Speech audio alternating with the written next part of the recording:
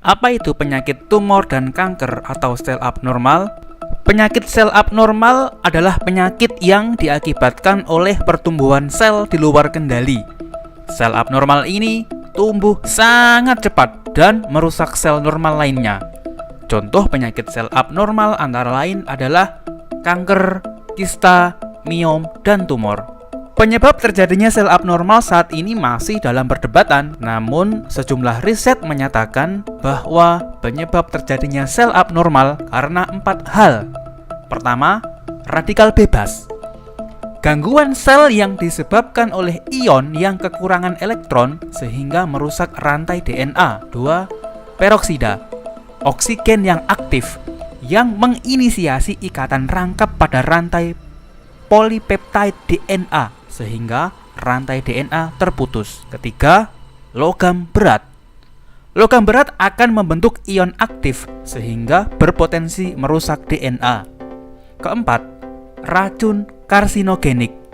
Jenis racun yang dapat merusak DNA antara lain arbutin, hidroquinon, kloroform, dan lain-lain. Kanker adalah bagian dari tubuh kita. Umpamakan saja kita punya pohon mangga yang ditumbuhi benalu. Tindakan untuk tidak menyiram dan memberi pupuk akan membunuh benalu dan juga pohon mangganya. Jadi, pada kasus kanker, sel kanker adalah bagian dari tubuh pasien, hanya saja dia salah resep.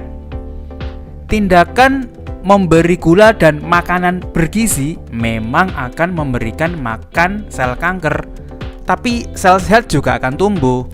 Makanya pada kasus kanker, yang tepat adalah kita tangkap inisiator penyebab terjadinya salah resep dan makan yang bernutrisi.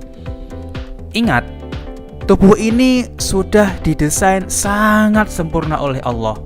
Tanpa Anda minta, ada sel NK, natural killer, yang akan membunuh sel kanker. Tapi berhubung sel kanker dilindungi DNA, maka sel NK kalah.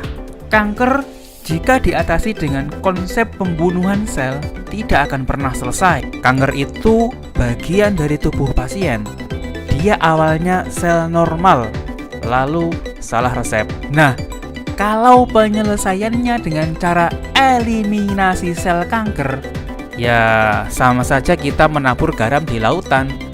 Lawang yang bikin sel kanker itu tubuh kita sendiri kok. Ingat, tubuh mempunyai mekanisme regenerasi sel.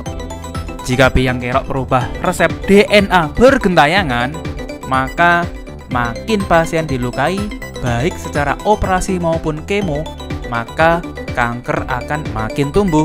Karena sel yang dibunuh akibat luka akan diganti namun salah resep, sehingga semua sel yang lahir adalah kanker semua. Mestinya kita berpikir, kenapa kok DNA memberi kode resep yang salah? Bukan hanya tindakan eliminasi. Menghadapi kanker jangan samakan dengan menghadapi infeksi. Jika infeksi, silakan Anda bunuh.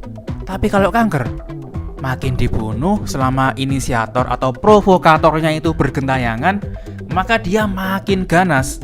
Solusinya, ya tangkap itu provokatornya itu atau inisiatornya itu.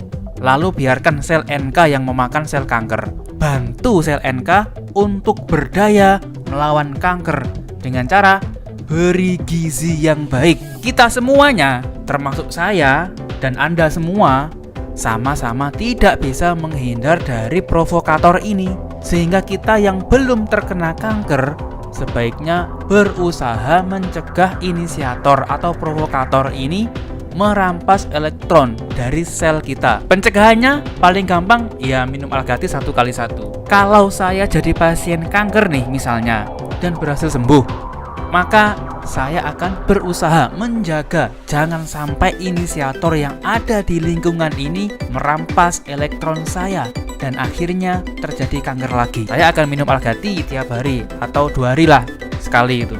Saya sering menyampaikan bahwa kita semua tidak bisa menghindar dari inisiator perubah DNA yang menghasilkan sel kanker. Kanker menyerang siapa saja, tidak pandang bulu, usia, dan ekonomi, karena dia disebabkan inisiator yang bergentayangan di lingkungan kita. Dan saya pastikan dia sudah masuk ke tubuh saya dan Anda.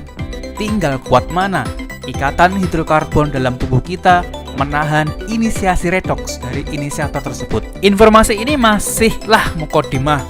Jika Anda tertarik mempelajari lebih dalam lagi, saya sarankan Anda untuk mengikuti kuliah konsep Karnus. Saat video ini dibuat, sudah ada 7 angkatan.